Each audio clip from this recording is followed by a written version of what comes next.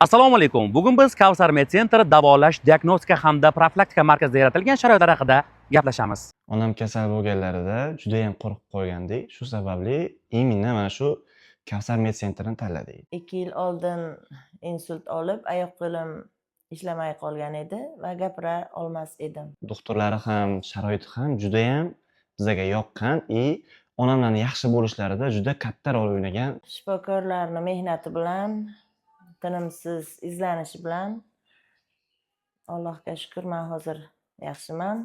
Ularga rahmat deb qolaman. Xudo xolasa onam oyoqqa turdilar. Endi keyingi niyatlarimiz haj va umra safarini bajarishdir.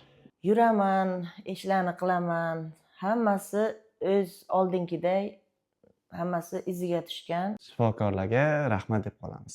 Kavsar Med Center haqidagi qo'shimcha ma'lumotlarni pastda ko'rsatilgan raqamlar orqali olishingiz mumkin. Salomatligingizga e'tiborli bo'ling. Salomat bo'ling.